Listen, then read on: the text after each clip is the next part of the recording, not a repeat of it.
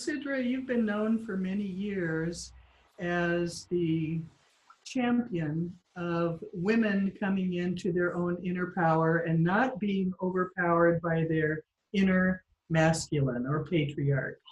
And in fact, your book, which is The Shadow King, to me, that's one of the most important books that anybody can read, not just women, because, well, I'll let you explain it. What's the thesis of that book?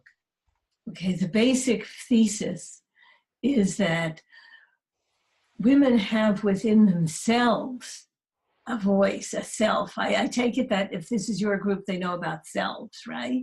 I do. And that we women have a self within us that is an inner patriarch that echoes thousands of years of patriarchy.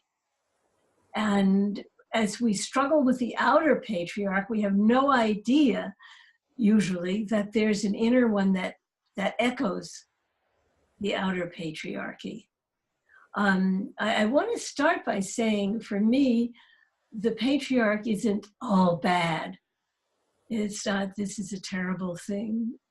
We women who are coming into our power have been protected by the patriarchy for a couple of thousand years. And we have to realize that one of the things the patriarchy in general represents is a responsibility for women and for the weaker ones, and for introducing a certain kind of law and order and a way of being in the world. The patriarch, the inner patriarch of women, therefore, has enabled women to live in a patriarchal setting. It teaches us from the inside and gives us rules to follow, or has given us rules to follow, that make it easier for us to navigate in a patriarchal system, because it isn't all good. But I always feel like I should start with a disclaimer that that this is not evil. There's a dark side to it, and we've certainly been kept in our places. But as people who need to come into their power, we have to recognize that there's something inside of us that is keeping us out of power, that puts us as second rate. The patriarch, our inner patriarchs, basically have the picture that women and men are different, and each has a role to fulfill. And the women's role is incredibly important, but not quite as important as a man's role. The man is the one who, in the world, makes things happen. The woman, she has the home, the relationships, the ego of the man to protect. That's her job. That's her job. And in order for her to fulfill her job, she has to be secondary. And that's on the inside of us. People wonder often about why it is that women will go a certain amount and then stop, where there's just a little bit more to achieve. At any rate, we have to know this about ourselves. I must say, I just finished a session with a woman, and I want to give you a feeling of what it's like to hear your inner patriarch. And this is just such a marvelously harmless thing. She's traveling with her husband. They're traveling around the world. He's really a nice guy. He's really a sensitive guy. He's really partnering. He's a partnering kind of guy. And she wakes up in the middle of the night, and she's really uncomfortable. She's physically uncomfortable, and she realizes that he has all 6 pillows in the bed. And she goes into a rage. She doesn't even think. And why does she go into a rage? She goes into a rage because her inner patriarch says, this is your husband, and you mustn't disturb his sleep. I mean, this poor guy hasn't said a word. He's sound asleep. He's pulled all the pillows over to make himself comfortable. And her patriarch won't let her say, lean over, give him a couple of kisses, and take 2 of the 6 pillows back. Simple, but she can't do it. And she gets furious with him and then starts thinking about the patriarchy and how men are entitled and how awful it all is. And oh God, Trump. And it's just Trump, who is the ultimate misogynistic, racist patriarch. But she's got this inner voice that has stopped her. So at any rate, this is a perfect little teeny vignette of that's how our inner patriarchs operate. It's not necessarily the big things, it's the little things. It's the being entitled. It's the giving over of one's power to the man. It's the subsequent fury at having given over the power, or fury at the power you think he has. Here is a sleeping male, and she's mad at him. He hasn't done a thing. So we project our own inner patriarchs on the men in our lives. And sometimes they really fit the projections, and sometimes they don't. But we project them anyway. So it's really important for us to get a sense of what goes on within us, where we're accountable for not having boundaries, for not being decently entitled, for not seeing ourselves or our role or the more traditionally female or feminine roles as important as the roles of men. So it's a fascinating thing to be able to spot this. And I think it's incredibly important right now with the changes in the outer patriarchy. Because if we don't know about this, if we don't know about this, I'll tell you what happens. I'll tell you what I'm afraid is going to happen is we're going to go into our fury. Let's back up a little bit. Selves come in to protect us when we're vulnerable. This is a very, very vulnerable time. And it's a time of huge change. And it's a time of possibilities for all of us. It's a time of a possible post-patriarchal life, which is really such a gift, such a gift. It's a time where we can become partners. It's a time when we can each, men and women, provide a new consciousness, one that incorporates just our total humanity and honors where we're different, honors where we're the same, but allows for the changes, I am deeply, deeply excited about the change in the makeup of the House of Representatives and of the, of the possibility of women coming in there in greater numbers. It took, it took Dr.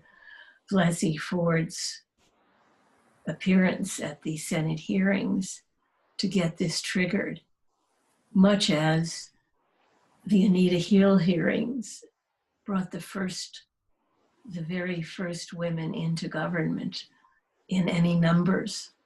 Dianne Feinstein is happy to say that, she was elected because of Anita Hill. So she came in and rode on that first wave. We have another wave coming in. And they're representing all kinds of underrepresented people. And they need to realize that within themselves, they have these voices and these selves that hold them back.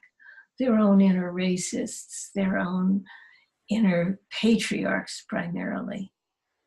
And that's a very, very bitter pill to swallow. It's something we don't want to look at. So I was glad to have this very simple little example to give. What I am concerned about, well, let me back up. So our inner patriarch has rules. He has taught them, he has learned them. Our inner patriarchs were indeed formed by our mothers. Our mothers taught us how to live in a man's world. And the inner patriarchs carry that. It's something nobody ever wants to hear, but it's true. It's our mothers who have taught us that. And our patriarchs, if you talk to an inner patriarch, it's interesting. He has a combination of protectiveness and of feeling responsible and of needing to do something always. In the beginning, when we used to work with couples, Hal and I, in voice dialogue, and we'd talk to the vulnerable parts of a woman, and she'd start to cry or really feel bad. And the husbands couldn't stay in their chairs. They had to just, they had this pressure in them from their patriarchal rules to stop her from crying, to make it better, to cheer her up, to solve the problem, whatever it was. They could hardly sit there. On the other hand, they did not see, they did not see women as necessarily capable of thinking and being real partners and being able to accept responsibility for themselves. So anyway, very briefly, our patriarchs have rules on power, which boil down to no real woman wants power in the world. If she's after power or if she has power, she has lost her femininity and she's not a real woman. And if we have that inside of ourselves, it has a tendency to put the brakes on, okay? As far as relationship is concerned, women are totally responsible for relationship. If it doesn't work out, it's their fault. Any divorce is the fault of the woman in the end. And the inner patriarchs, tear the women apart about having done relationship wrong. I remember speaking to one inner patriarch. There had been a divorce in the family. Both members, the husband and the wife, had gone on to make much better marriages. They were friends. Everything was wonderful. Her inner patriarch stood there and explained that she was a failure. This was a woman who had gone on to real success in life. And so had her husband. It was one of those marriages that was very, very, made when they were very, very young. Okay, so power, that's a nix. I think it was one of the things that stood in Hillary Clinton's way of having a landslide victory. I think many women's inner patriarchs were not comfortable with her. They didn't feel she was a real woman. They felt, and you can argue and there are all kinds of reasons, etc. But there's a way the inner patriarchs of women didn't trust her going for power. And we're split about that. We're split about that. And to realize there's something a little uneasy often that comes up, okay? So we've got, no, power is not a good thing. Relationship, the woman has to make the family work. That's not really the man's responsibility. And she has to make the man feel good. Sexuality is, oh golly, making the man feel good. She should have a lovely dinner party to promote him, but she should be careful that she doesn't invite anybody who's going to be stronger than he is. That might be embarrassing to him. So there are all these funny little rules. There are these little rules of don't go to sleep until he's asleep. Don't, then we can go on to sexuality.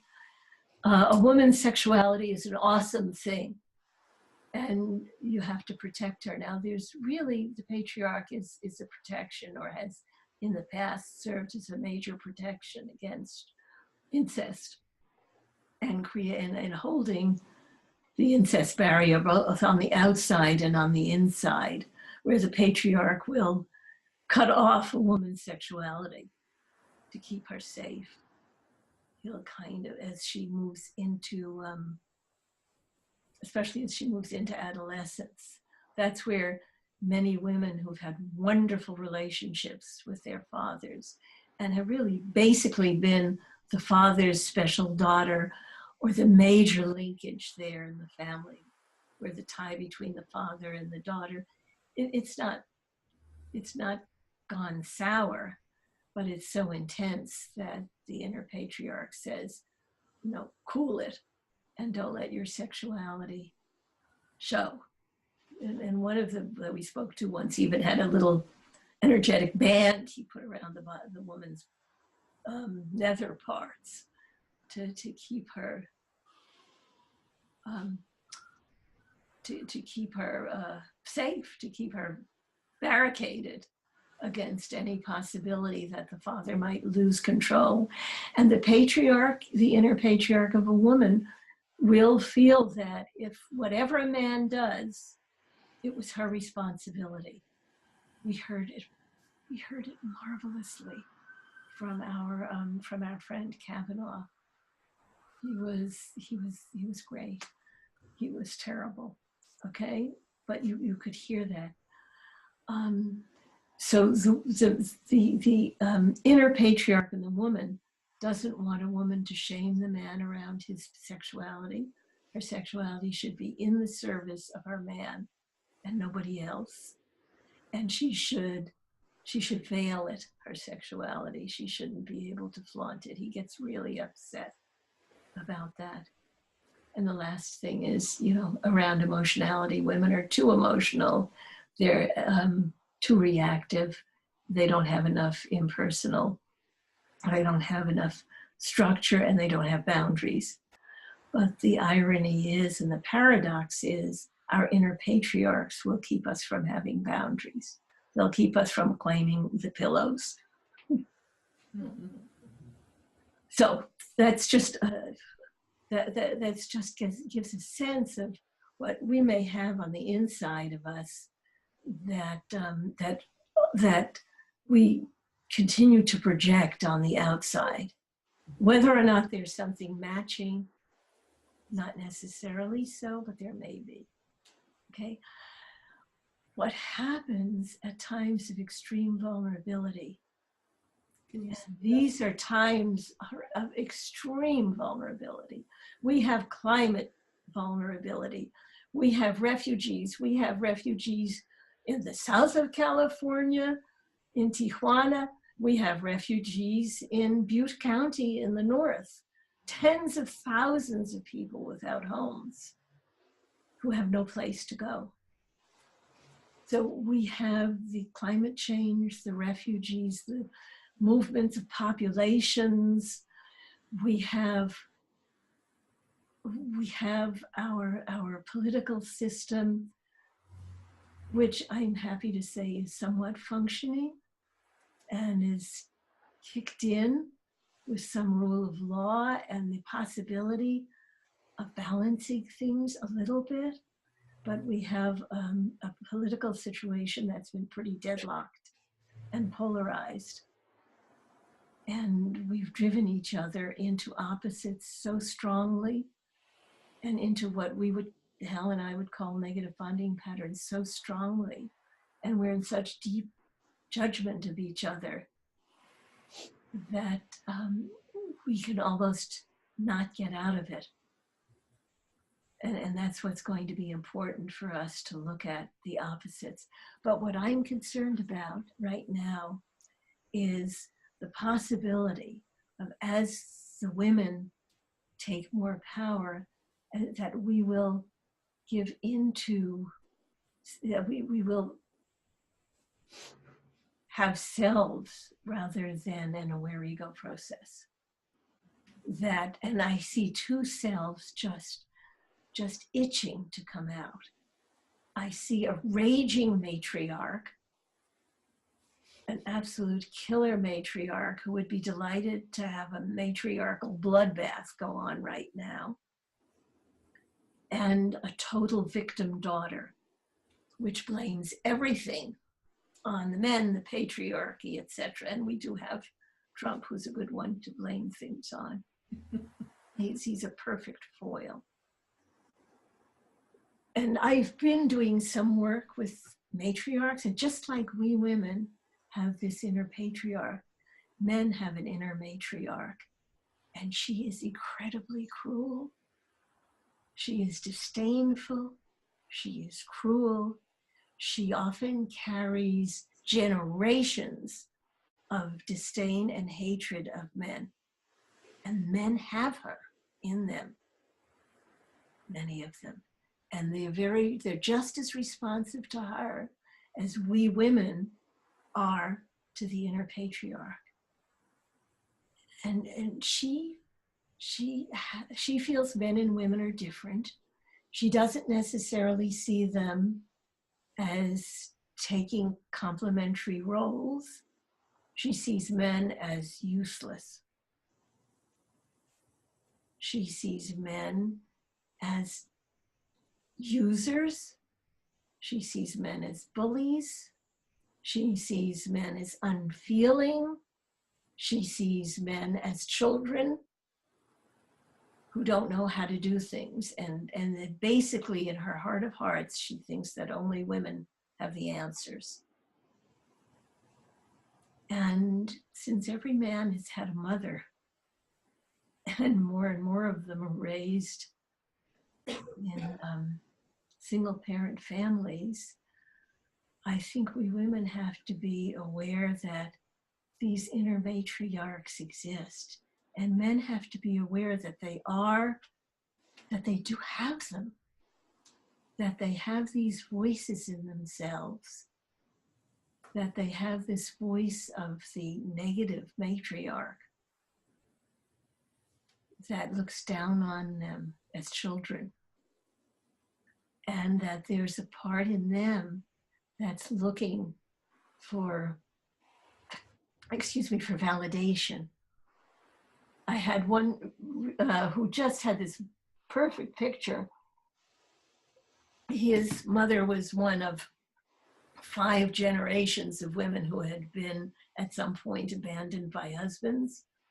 And so there were a number of generations. He was carrying generational angry matriarchy. And he saw that there was a part of him that had evolved, had developed at about the age of 6, who was desperately trying to please the mother and do something that would get her approval. And he couldn't. And this child keeps working and trying and doing everything he can think of to get this inner child to get the approval of the mother and to get the love of the mother. And instead he had gotten in growing up a lot of anger, and this still lives inside of this man. So a lot of men, I would almost say probably universally, men have an inner matriarch that looks down on them and that they're trying to please, and then they project their inner matriarch on the women in their lives, and they try desperately to please them. Sometimes the way they try to please them is a little backwards, but they're trying to please them, and they're looking for connection, and they're looking for love. And the inner matriarch is telling them, you're hopeless. You're just a man. Nothing is going to come of this. You're just like your father and your grandfather and your great grandfather. And we see that a lot. We see that a lot. The quality of the inner matriarch also changes from culture to culture. But I've seen Chinese ones, I've seen Irish ones, I've seen French ones, I've seen Italian ones, I've seen Mexican ones, Spanish ones. They're all pretty angry. And now we've got all of our American ones with these histories that go back generationally often.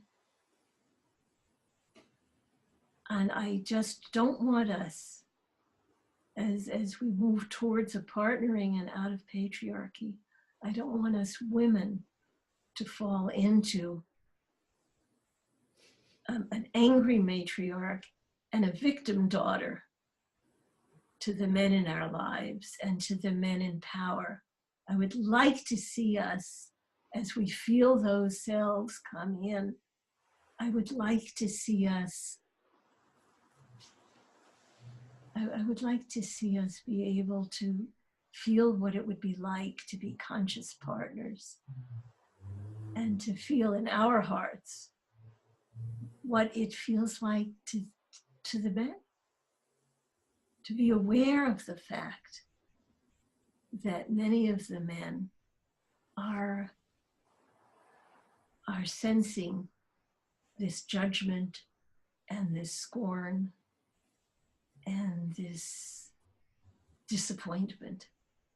And for us to be able to realize we're all vulnerable right now. There are new rules, there's a new world, there's literally a new planet evolving. And there are new human beings evolving. And I always basically have